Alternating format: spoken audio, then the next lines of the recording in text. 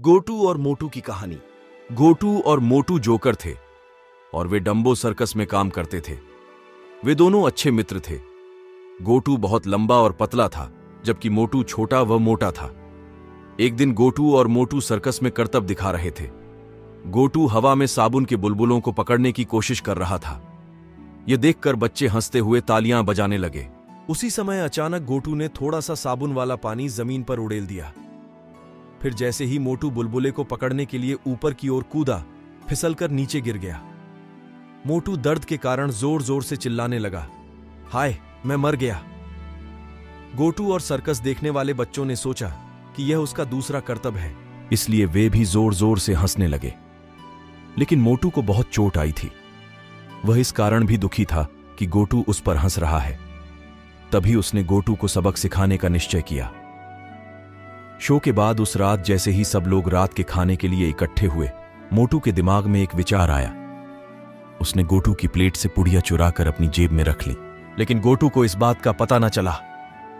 अगले दिन जब गोटू चमकीले लाल कपड़ों में शो के लिए तैयार हो रहा था, तभी मोटू ने उसकी कमीज के पीछे पूड़ियों को लटका दिया। फिर उसने गोटू से कहा, जल्दी करो, शो के लिए तुम्हें देर हो रही है।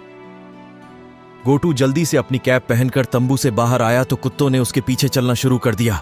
गोटू हड़बड़ाता हुआ शो के लिए चल दिया। साथ ही कुत्ते भी भौंकते हुए उसके पीछे पीछे चलने लगे। मोटू कोने में खड़ा हंस रहा था।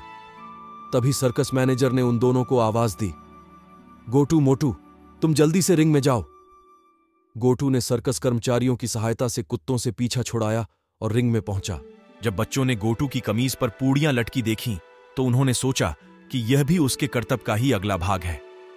फिर एक पालतू कुत्ते ने पूड़ियों को सूंघकर गुर्राना शुरू कर दिया, लेकिन गोटू ने अपना खेल जारी रखा। उसने हवा में बुलबुले उड़ाने का करतब शुरू किया। मोटू बुलबुलों को पकड़ने के लिए कूदने लगा।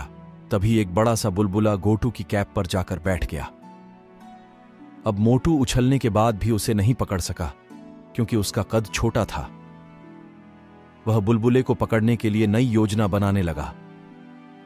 बच्चे उस शो को देखकर बहुत खुश हो रहे थे। बाद में मोटू एक सीढ़ी लेकर आया और उसे गोटू के सामने लगा दिया। जब वह सीढ़ी पर चढ़ रहा था, तब एक दूसरा पालतू कुत्ता भीड़ में से बाहर आया और गोटू की कमीज पर लगी पूड़ियों पर झपटा। उसने गोटू को भी काट लिया। गोटू दर्द के मारे अपना संतुलन खो बैठा। गोटू, मोटू और कुत्ता सभी धड़ाम से गिर पड़े। अब दोनों जोकर दर्द के मारे चिल्ला रहे थे, जबकि बच्चे यह देखकर हंसने लगे। फिर गोटू और मोटू जल्दी से रिंग से बाहर आए। दोनों को अस्पताल ले जाया गया। मोटू ने गोटू से माफी मांगी और कहा, मैं नहीं जानता था कि मेरा यह मजाक हमें इस परेशानी में डाल देगा। अब मोटू और गोटू ने निश्चय किया कि वे फिर ऐसी शरारत कभी नहीं करेंगे। तभी पीछे से आवाज आई, नहीं नहीं, ऐसा मत कहो। आज तुम दोनों की वजह से सर्कस का यह करतब बहुत कामयाब रहा है। सर्कस का मालिक मोटू और गोटू के लिए गुलदस्ता लिए खड़ा था। गोटू व मोटू की आंखें खुशी के कारण चमकने लगीं।